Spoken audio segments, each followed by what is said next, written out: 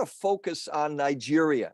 Right now in 2023, there is a concerted, demonic, satanic, right from the pit of hell strategy to kill every Christian in Nigeria. Think about that.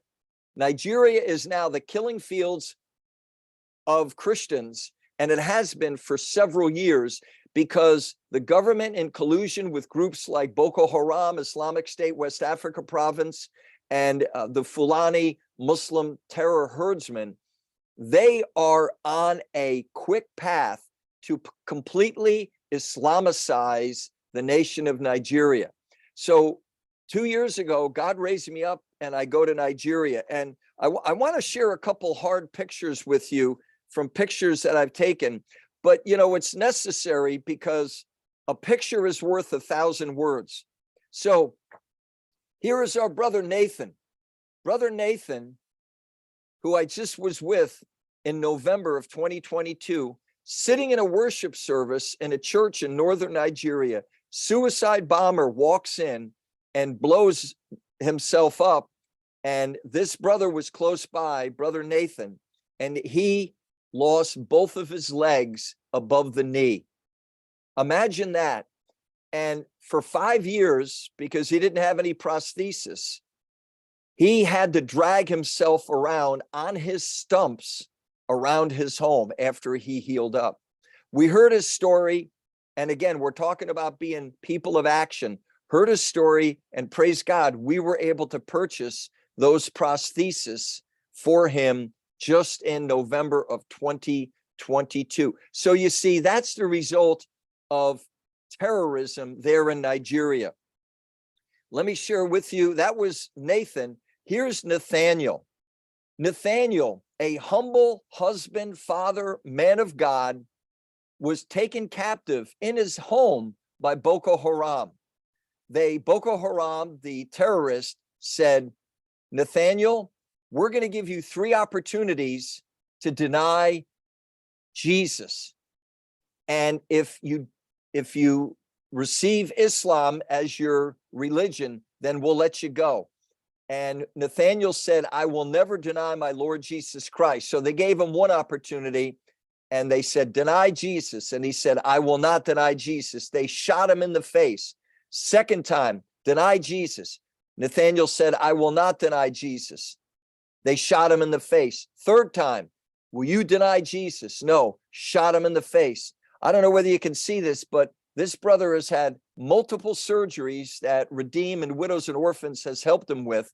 It basically, the gunshot wounds directly to his face ripped off his entire face simply because he would not deny Jesus. So brothers and sisters here on the National Prayer Global Network, this is happening even as we speak. Last weekend, there was a killing in a church in southern Nigeria.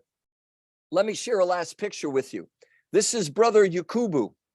Yakubu, again, a faithful Christian, a husband, a father. Boko Haram comes into his town. They round up all the Christians, and they find out that Yakubu, this father of 3, this faithful husband, this faithful follower of Jesus, they take him and they get him down on his knees, and with a large machete, they begin cutting his head off. Can you imagine that?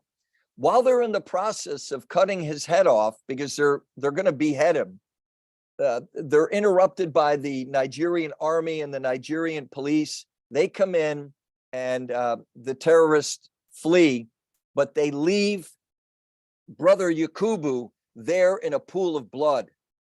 And I've had the privilege to be able to work with Yakubu. This brother, this occurred about 6 years ago. He lives in constant pain. It's only mitigated by injectable fentanyl and tramadol. And yet these men and women that I've shared with you, Yakubu, Nathaniel, and Nathan, they are men of action. I could go in. I just held a trauma healing Jesus gathering in the city of Jos Plateau State in northern Nigeria, up in what I call the Badlands.